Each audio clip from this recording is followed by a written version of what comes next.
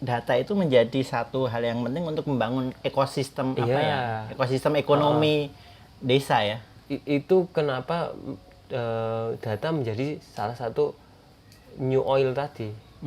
Karena dengan data kita bisa mengalahkan bikin strategi apa? Iya, mengalahkan pemain-pemain besar.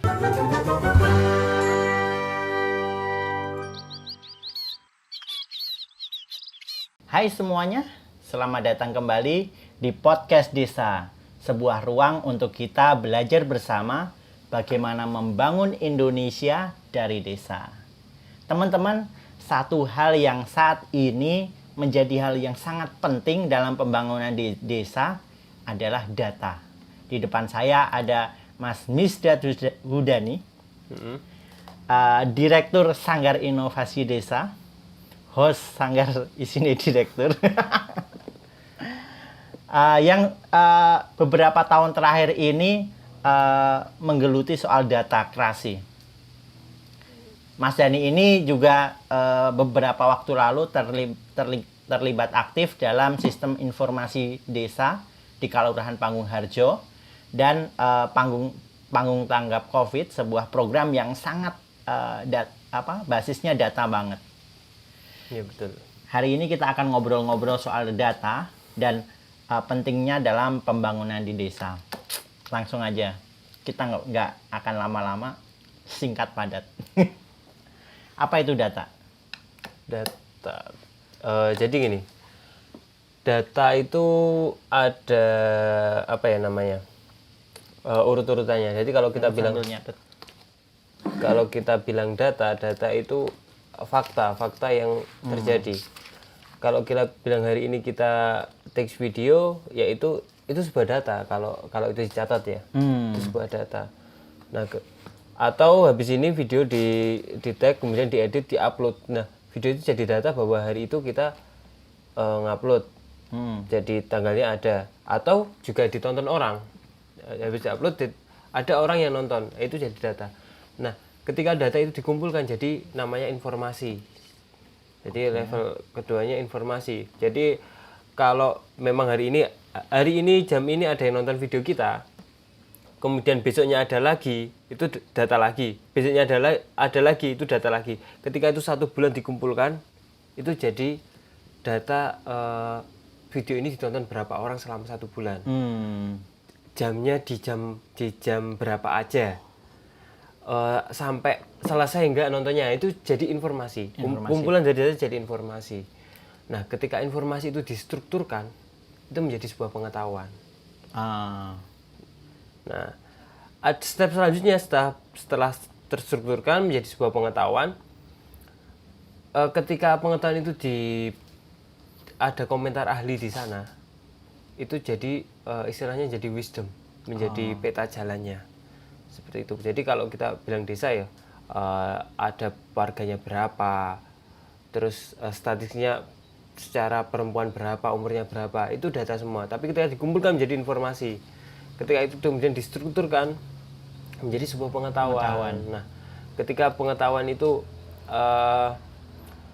diberikan sebuah opini atau komentar ahli, akhirnya jadi sebuah wisdom tadi. Jadi kebijaksanaan atau kebijakan. Apa ya, aku bingung mengistilahkan. Aku dari terakhir yang aku baca itu namanya wisdom. Cuma aku mada iki apa bingung. Jadi itu kalau wisdom artinya kan akhirnya ada klasifikasi, ada yang desa mandiri, ada desa berkembang, ada desa terluar dan lain-lain. Nah, itu karena sudah diklasifikasikan tadi. Oke, berarti kalau tak simpulin berarti data adalah semua fakta-fakta, kemudian ketika dikumpulkan menjadi informasi, kemudian ketika informasi itu distrukturisasi menjadikan knowledge atau pengetahuan ditambahkan oleh opini-opini dari ahli menjadi sebuah wisdom atau mungkin kebijaksanaan atau apapun itu ya. Oke. Terus ada lagi nggak? Itu ya. Terus ketika ngomong data sampai wisdom, seberapa penting dan apa aja sih manfaat buat pembangunan di desa? Sebenarnya udah menjadi wacana lama bahwa data itu the new oil, sebuah minyak baru, tambang baru. Nah itu menunjukkan bahwa data itu sangat penting, terutama itu. Nah kaitannya dengan desa sebenarnya di di tingkat keempat tadi, ketika kita mau membuat kebijakan, ketika kita nggak punya data, artinya kita kehilangan informasi juga. Nanti kita nggak bisa menggali pengetahuannya, nah kita nggak punya wisdom. Nah sebenarnya yang mengarahkan bagaimana baiknya pembangunan tahun ini itu levelnya di yang keempat tadi, ke wisdom. Nah bayangkan ketika kita datanya aja ada tapi contohnya nggak akurat atau nggak akurat, akhirnya ya kebijakan-kebijakan yang dilakukan akhirnya nggak tepat sasaran. Iya betul. Nah, kemampuan data itu membuat keputusan-keputusan itu menjadi lebih tepat sasaran. Jadi buat menentukan kebijakan-kebijakan itu ya, biar itu pentingnya data bagi desa. Yang menurutku yang paling penting awalnya itu sebagai basis perencanaan. Oke. Berarti desa harus menguasai datanya sendiri. Iya, jelas. Ya nggak, kalau belum menguasai minimal bisa mengelola datanya sendiri. Paling nggak data-data pokok. Iya. tentang potensi desanya, masalah manusianya, biar ketika ngambil kebijakan-kebijakan itu tepat sasaran ya. Iya betul. Terus ketika desa nih memiliki data, bagaimana mengelolanya? Paling minimal, kalau kemarin aku ikut diskusi dengan Satu Data Indonesia, paling minimal ada personil data. Personil data itu untuk apa? Dia untuk yang mengelola, yang updating, karena data butuh update. Jadi tahun ini datanya apa, dia terus mengupdate seperti itu paling minimal.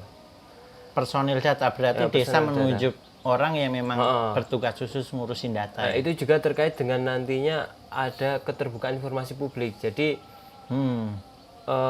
proses akuntabilitas dan transparansi dari pemerintah desa itu sebenarnya bisa diselesaikan dengan data ketika informasi-informasinya dibuka untuk publik. Berarti selain untuk perencanaan juga sebagai keterbukaan informasi publik dalam rangka melawan korupsi juga ya? Iya, salah satunya. Oke. Karena nanti di sana warga bisa menjadi bagian yang mengkontrol proses pemerintah desa ini menjalankan fungsi-fungsinya. Oke. Apalagi? Ada lagi? Itu ya. Kalau aku sih minimal itu, ada personil data. Kalau itu dilembagakan menjadi lembaga desa itu malah lebih bagus. Seperti yang ada di Banggarjo itu kan ada pengelola sistem informasi desa. Nah, dia bagian dari yang itu, mengelola data sebagai basis perencanaan, juga mengelola data ini sebagai informasi keterbukaan informasi publik. Ada dua fungsi utama itu. Nah kalau bentuknya lembaga desa ini kaitannya juga, kalau lembaga desa kan kalau di Banggarjo isinya warga desa sendiri. Jadi warga desa pun juga aktif masuk mengelola data dan memantau itu ya. Iya, dan juga mereka bagian dari ikut membantu pemerintah dalam melaksanakan tugas ini. Artinya ada soal pola komunikasi juga antara pemerintah desa dan warga desanya itu terjadi lebih baik seperti itu sih. Dulu waktu di sistem informasi desa itu, mengelola sistem informasi desa itu berapa orang sih timnya? Kalau di Banggarjo ada 4 orang. 4 orang? Itu ngapain aja masing-masing? Misal desa lain pengen juga membentuk tim seperti itu. Itu sebenarnya kalau untuk untuk ideal sebuah pengelola data dan keterbukaan informasi itu sangat minimalis lah. Jadi 1 orang yang ngurus menjadi manajer IT, dia mengelola sistemnya juga datanya, kemudian ada yang 3 ini berfokus pada medianya, jadi mengelola website, mengelola media sosial, jadi mereka fungsinya memberikan informasi kepada publik itu. Oke, berarti untuk mengelola data itu butuh sistem IT dan media ya? Sebenarnya bukan di sistem IT-nya sih. Sistem informasi itu dinamakan sistem informasi karena dia sebenarnya mengelola informasi, mengelola data-data itu. Iya. Nah, apakah sistem informasi itu selalu IT? Sebenarnya enggak. Iya. Sebenarnya enggak. Sebenarnya itu hanya tools, hanya apa ya? Alat yang digunakan. Jadi Tapi selama ini kita mikirnya data itu ya IT, lebih ke alat. Padahal nggak seperti itu ya. Sebenarnya enggak. Cuma memang data dalam bentuk digital itu mudah diperbanyak, mudah dikelola, mudah dipindahkan daripada data-data yang masih dalam kertas-kertas itu. Nah, kalau udah bentuk digital itu mudah diedit dan itu memudahkan kita. Tapi sebenarnya konsep dasarnya bukan selalu pada toolnya. Nggak selalu itu. Memang tools itu sangat mempermudah kita. Makanya kadang menurutku ada kesalahpahaman ketika apa-apa harus aplikasi, apa-apa harus IT. Nah, sebenarnya itu soal tools itu harus di-match-kan dengan yang menggunakan. Kalau suatu desa yang mau ditunjuk jadi pengelola data bisanya Excel, ya Excel dulu nggak masalah. Iya. Yang penting ada jadi updating, ada harus nunggu ada sistem aplikasi yang. Iya. Nggak harus. Kalau memang kemampuannya belum bisa mengadakan sistem dalam bentuk platform aplikasi, ya udah kita pakai Excel dulu yang ada, atau Excel udah cukup sebenarnya. Atau Google Form. Banyak bisa di tool gratis ya yang sebenarnya udah umum ya. Tapi memang kalau pakai aplikasi memang lebih memudahkan menurutku sih, karena bisa custom, kadang sesuai yang dibutuhkan apa akhirnya kita buatkan. Tapi ketika itu ada aplikasi kita tidak tahu cara menggunakannya, itu sama aja. Nggak paham mindset datanya sama aja. Apalagi kalau sembarangan pakai aplikasi di Android misalkan, kita nggak pernah tahu keamanannya juga. Oh iya sih. Itu juga cukup susah. Sebenarnya gini, aku yang tadi belum tak sampaikan tuh, sebelum bicara soal pengelolaan data, sebenarnya yang harus dipahami itu soal mindset data, soal bagaimana kita memandang data itu penting seperti itu. Karena selama ini dianggap data ini apa sih ngono kuwi. Padahal di pekerjaan-pekerjaan pemerintah itu akan sangat dimudahkan ketika ada data. Ya termasuk tadi soal utamanya dua hal tadi, soal basis perencanaan juga keterbukaan informasi publik. Nah itu makanya beberapa waktu terakhir ini kan desa-desa lagi pada ngisi apa? SDGs desa. Itu bagian dari upaya mengelola data desa kan sebenarnya. Aku memandang itu cukup bagus sebenarnya. Tapi kemudian yang harus disusuli bagaimana mengelola ini. Ya jadi nggak sekedar input doang. Jadi soal kemampuan membaca data dan lain-lain itu juga itu harus di-upgrade. Karena kalau enggak ya data udah ada ini. Desa cuma input yang memanfaatkan nggak tahu siapa gitu kan, kadang-kadang nggak tahu. Bahkan bisa jadi sampai pemerintah pusat pun juga nggak memanfaatkan kalau dia tidak mempunyai kemampuan mengelola data yang baik atau membaca data yang baik. Karena mungkin gini, karena ini udah dikumpulkan, kemudian kita bikin kebijakan ini nggak dibaca. Nah itu sangat disayangkan sebenarnya, karena dari data itu kita tahu titik permasalahan ini sebenarnya apa sih, terus kemudian seperti yang masih belum bilang potensinya apa. Nah dari sana ditarik kebijakan yang cocok ini. Berarti itu program yang sangat ngeri ya, maksudnya luar biasa ya ketika bisa memetakan data-data desa-desa se-Indonesia. Asal nggak bocor aja.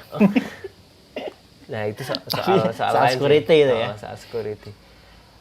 Contoh sederhana gini sih, kita punya di tahun ini kita punya data berapa sih angka kelahiran kita, contohnya gitu. Kita tahu detail gitu. Contohnya dari sana kita tahu sebenarnya kebutuhan 5 tahun lagi ini butuh bangun TK lagi nggak sih dengan ada anak lahir segini, contohnya gitu. Itu sederhana itu, walaupun nanti prakteknya ada warga luar daerah masuk dan lain-lain itu nggak masalah, tapi kita punya basis dulu. Ada estimasi. Ada estimasi, bisa dihitung rencananya gitu. Atau kalau nggak, jadi dibutuhkan kalau di beberapa tahun kemudian dibutuhkan berapa sepatu ini untuk anak-anak. Iya, benar-benar. Atau kalau kita tahu pola konsumsi warga desa Pangurjo ini makan beras sehari berapa ini, 1 bulan berapa ton, misalnya gitu. Kita punya sawah berapa hektar, ini cukup nggak sebenarnya mencukupi warga desa? Kalau mencukupi, ya itu kita bikin skema bagaimana kita swasembada beras sendiri. Gitu. Apalagi kalau bisa tahu kebutuhan desa-desa satu wilayah misalnya. Satu wilayah itu lebih Sebantul butuh konsumsi telurnya berapa. Itu kan bisa kerjasamakan dengan bumdes-bumdes ya. Itu bisa menjadi konsolidasi ekonomi juga ketika kita tahu bahwa di daerah ini produksi telur berapa terus kemudian ini selama setahun. Kebutuhan setelah setahun berapa? Ternyata ini bisa dicukupi. Nah, kenapa kita harus pakai perusahaan-perusahaan gede kalau bisa harus impor? Karena kita bisa membangun ini close loop gitu. Berarti close market. Data itu menjadi satu hal yang penting untuk membangun ekosistem ekosistem ekonomi desa ya. Itu kenapa data menjadi salah satu new oil tadi. Karena dengan data kita bisa mengalahkan bikin strategi apapun. Iya, mengalahkan pemain-pemain besar. Dan harusnya desa menguasai datanya sendiri. Iya sih. Oke teman-teman, hari ini kita sharing itu dulu. Mungkin kalau ada perkembangan lanjutannya, kita akan diskusi lagi soal data. Karena data itu masih terus berkembang ya. Ini masih sesuatu hal yang sebenarnya masih baru dan terus berkembang ya. Iya, dan juga ini sebenarnya kita bisa bicara banyak hal soal data. Oke. Teman-teman yang pengen baca-baca, belajar lebih lanjut soal data, ini ada buku soal data kreasi dalam paket 21 buku Arah Tatanan Indonesia Baru dari Desa. Teman-teman bisa dapatkan buku-buku ini, ada banyak seri. Bisa dipesan langsung melalui link ini. Nanti ditambahin Asad. Oke teman-teman, terima kasih. Mungkin cukup untuk hari ini kita belajar data. Podcast desa berikutnya kita belajar hal lain lagi. Pokoknya terus belajar, kita berkarya dan bekerja sama untuk Indonesia tercinta. Terima kasih, sampai bertemu di podcast desa berikutnya. Bye.